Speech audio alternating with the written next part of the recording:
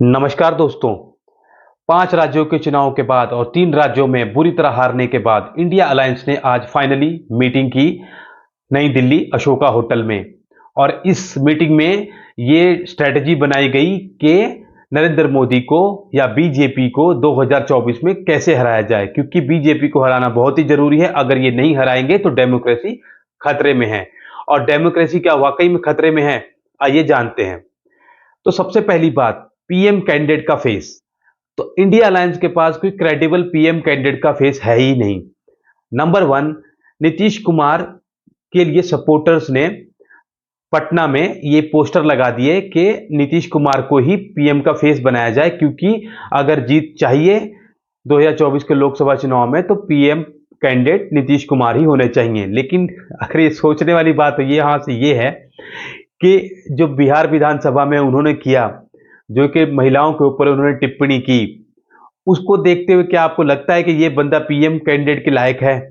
और ऊपर से इस बंदे की पहचान बिहार के बाहर तो बिल्कुल ही नहीं है, कोई नीतीश कुमार को जानता तक नहीं है, तो पीएम का फेस कैसे बन सकता है?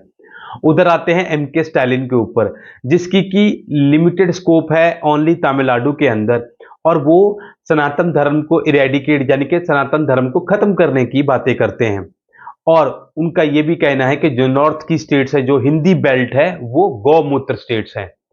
अगर ऐसी सोच रखने वाले बंदे को आप पीएम बनाना चाहोगे तो कैसे होगा? और अगर कांग्रेस पप्पू को प्रधानमंत्री बनाती है तो ये एक बहुत बड़ा रिस्क लेगी, क्योंकि पप्पू फॉरेन में जाके, विदेशों में जाके अपनी जो इंटेलेक्चुअल थिंग दिखाने के लिए क्या क्या बोला है, क्या क्या सौदे करके आ जाए, इसका कोई भरोसा नहीं। तो उसको बनाना खतरे से खाली नहीं होगा। तो टेक्निकली देखा जाए तो इंडिया अलायंस के पास कोई भी क्रेडिबल चेहरा है ही नहीं जो कि नरेंद्र मोदी को टक्कर दे सके। और मुझे लगता है कि नरेंद्र मोदी ही 2024 के प्रधानमंत्री होंगे। और इंडिया अलायंस को अगर नरेंद्र मोदी को हराना है, किसी तरीके से उनको गद्दी से नीचे उतारना है, तो कोई क्रेडिबल स्ट्रेटजी लेके आनी पड़ेगी।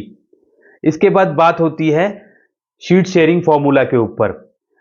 आपको जैसे मैंने बताया कि 28 पार्टियां हैं इंडिया अलायंस के अंदर, तो 28 पार्टियों का आपस में सीट शेयरिंग कैसे होगा, यह भी मल्लिकार्जुन खड़गे जो कांग्रेस के प्रेसिडेंट है उन्होंने बताया इस मीटिंग के बाद।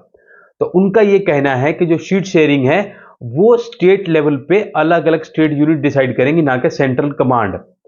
अब सबसे बड़ी बात यह है, अगर आप सोचो तो कांग्रेस जो थी लास्ट लोकसभा चुनाव में 262 ऐसी सीटें थी जहां पे या तो जीती या दूसरे नंबर पे थी, और 100 ऐसी सीटें थी जहां पे कांग्रेस लगभग तीसरे नंबर पे थी, बहुत ही थिन मार्जिन के साथ।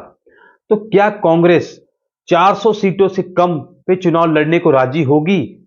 मुझे तो नहीं लगता। लेकिन अगर वो 400 सीटों से कम चुनाव लड़ने को राजी हो जाती है इस इंडिया अलायंस गठबंधन के अंदर, तो ये एक रिकॉर्ड होगा, क्योंकि आजादी के बाद कांग्रेस पार्टी कभी भी 400 सीटों से कम पे चुनाव नहीं लड़ी है। ऊपर से अगर आप देखो, एम के स्टालिन पंजाब, दिल्ली, केजरीवाल के साथ कांग्रेस का गठबंधन इम्पॉसिबल के बराबर है। पंजाब में भी केजरीवाल अगर सीट देगा भी तो 1 से 2 सीट देगा, मैक्सिमम 11 सीटों में से। लेकिन कांग्रेस मानेगी इस पे? बिल्कुल नहीं। ऊपर से एम के स्टालिन तमिलनाडु में, वो तो कांग्रेस को कुछ नहीं देने वाला, मुश्किल से 3 से 4 सीटें देगा वहां पे। तो मुझे नहीं लगता कि कांग्रेस पार्टी इतना सब सेक्रीफाइस कर पाएगी। और सीट शेयरिंग के फॉर्मूला के ऊपर ही इंडिया अलायंस का भांडाफोड़ होने वाला है कुछ दिनों बाद। आप देखते रहिए, मेरी बात याद रखिएगा कि भांडाफोड़ होगा, वो भी सीट शेयरिंग के ऊपर ही। और ये भांडाफोड़ जो होगा इनका, वो लगभग जनवरी के एंड तक हो जाना चाहिए और हो जाएगा, और इनके सारा कोलिजन धरे के धरे रह जाएंगे। तीसरी बात इन्होंने ये डिस्कस किया कि ईवीएम मशीन के ऊपर इन्होंने डिस्कस किया। इन्होंने बोला कि हैकिंग का खतरा है, और जो सेंट्रल गवर्नमेंट है वो ईवीएम को हैक करके हमेशा चुनाव जीत जाती है। लेकिन जब इलेक्शन कमीशन ने आपको बुलाया था कि आइए और ईवीएम को हैक करके दिखाइए, तब तो ये सो चुके थे, इनको किसी भी तरीके का कुछ ईवीएम हैकिंग वैकिंग याद नहीं आ रहा था, बड़े बड़े एक्सपर्ट इनके गायब हो गए थे। लेकिन जब इस इलेक्शन कमीशन नहीं बुलाता तब इनके एक्सपर्ट भी जाग जाते हैं और इनका दिमाग भी चलने लगता है कि ईवीएम हैकिंग हो रही है। अगर ईवीएम हैक होती तो तेलंगाना में कैसे जीत गए? तेलंगाना में तो सुपड़ा ही साफ कर देती बीजेपी अगर ईवीएम हैक करनी होती। तो मुझे जो लग रहा है कि जो इंडिया अलायंस का जो गठबंधन है, इसको आप बोल सकते हो ठग बंधन। तो ये ठग बंधन जो सारे ठग इकट्ठा हो गए, क्योंकि अलग अलग टाइप के चोर हैं। कोई चारा चोर है, कोई बिजली चोर है, कोई शराब चोर है। अलग अलग चोर मिलके इस गठबंधन को चलाने वाले हैं। तो देखते हैं ये चोरों का गैंग कब तक साथ रहता है, क्योंकि चोरों का गैंग कभी साथ नहीं रह सकता। चोरों का गैंग आपस में चोरी करने पे बाज नहीं आएगा और इनका गैंग टूटना लाजिम है। दूसरी सबसे बड़ी खबर यह है कि टोटल 141 एमपीज को सस्पेंड कर दिया गया है पार्लियामेंट से। ये सस्पेंशन क्यों हुआ है? इसकी वजह यह है कि जो ओपोजिशन के एमपीज हैं उन्होंने डिस्ट्रप्शन क्रिएट करने की कोशिश की पार्लियामेंट के अंदर। वो वेल में आ गए स्लोगन करते हुए और प्ले कार्ड लेके आ गए थे बीच बीच में। लेकिन जो वेल में आने का जो मुख्य कारण है उसी के कारण इनको सस्पेंड किया गया, जो कि 141 एमपी होते हैं। लेकिन अब अगर आप सोचो कि 141 एमपी, इतना बड़ा नंबर सस्पेंड कैसे हो गए? सबसे पहली बार जो सस्पेंड हुए थे वो 15 एमपी हुए थे। जब सिक्योरिटी ब्रीच हुआ था उसी दिन इन्होंने कुछ डिस्कशन की डिमांड की। उसके अगले दिन 79 एमपी सस्पेंड हो गए इसी चीज पे कि सिक्योरिटी का जो थ्रेट है, जो सिक्योरिटी ब्रीच हुआ है, उसके ऊपर प्रधानमंत्री और होम मिनिस्टर अमित शाह को जवाब देना चाहिए। लेकिन सरकार नहीं मानी इसके ऊपर जवाब देने के लिए। अगले दिन 49 एमपी फिर सस्पेंड हो गए कि उन्होंने एक हल्ला मचाना चालू कर दिया पार्लियामेंट के अंदर के प्रधानमंत्री को आके इस पे जवाबदेही या सफाई देनी चाहिए। लेकिन सरकार का यह कहना है कि संसद जो होता है वो सेक्रेटेरिएट के अंदर आती है, ना कि केंद्र सरकार के अंदर। तो इसकी जो सिक्योरिटी की जिम्मेदारी है वो सेक्रेटेरिएट की है और इसके ऊपर सरकार जवाब देना लाजिम नहीं समझती और ये ऑन रिकॉर्ड है।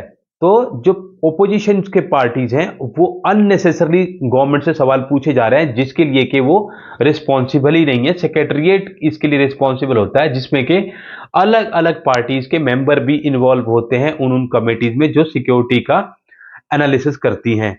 तो ये जो 141 एमपीज हैं इनको पता नहीं है इस सब रूल्स के बारे में, पता नहीं। ये जो 141 एमपी है शायद इन लोगों को रूल्स और रेगुलेशंस के बारे में पता नहीं, और ये रूल रेगुलेशन पढ़ते पढ़ते तो है नहीं। सीधा आके वो पार्लियामेंट में बैठ जाते हैं और बस डिमांड करते रहते हैं ये कर दो वो कर दो। लेकिन भैया आप रूल रेगुलेशन तो पढ़ लो, एक बार देख तो लो क्या चीजें हैं और क्या चीजें नहीं हो सकती। इसके बाद जो न्यू पार्लियामेंट की बिल्डिंग बनी थी, तो जो लोकसभा स्पीकर और ओपोजिशन पार्टीज के लीडर और जो सरकार के बीच में ये डिस्कशन हुआ था कि नई बिल्डिंग में कोई भी एमपी वेल के अंदर आके हल्ला नहीं मचाएगा, कोई प्ले कार्ड नहीं दिखाएगा। अगर ये दिखाया गया तो उसके ऊपर स्ट्रिक्ट एक्शन लिया जाएगा। तो उसी बात का हवाला देते हुए लोकसभा स्पीकर ने बोला कि इन्होंने ये रूल तोड़ा है और इसलिए इनको सस्पेंड किया जाएगा। सस्पेंड करना भी जरूरी है, क्योंकि अगर सस्पेंड नहीं करेंगे तो हाउस की फंक्शनिंग ये करने नहीं देंगे, जिसके कारण काफी ज्यादा पैसे का नुकसान होगा भारत सरकार का और देशवासियों का। तो शायद ये जो लोकसभा के एमपी जो सस्पेंड हुए हैं इन लोगों को समझना पड़ेगा कि हल्ला मचाने से, शोर मचाने से कोई विरोध नहीं होता है। अगर आपको किसी चीज के ऊपर कॉन्क्रीट डिस्कशन चाहिए तो उसके लिए सार्थक बात करनी होगी, सामने वाले को बुला करके सामने वाले को अच्छे से अपनी बात को पहुंचाना होगा, ना कि हो हल्ला करने से। आप इतने पढ़े लिखे, इतने डेमोक्रेटिक कंट्री के एमपी हो, आप लोगों को ये सब करते हुए शोभा नहीं देता। कई बार तो उनके जो बातें होती हैं, उनकी जो सीन होते हैं, उनको देख के ऐसा लगता है कि ये कोई कॉमेडी शो चल रहा है। आशा करता हूं आप लोगों को ये वीडियो पसंद आया होगा और इसी तरह के नए नए वीडियो देखने के लिए और नए नए एनालिसिस डेली बेसिस पे देखने के लिए प्लीज मेरे चैनल को लाइक कर दें, सब्सक्राइब कर दें।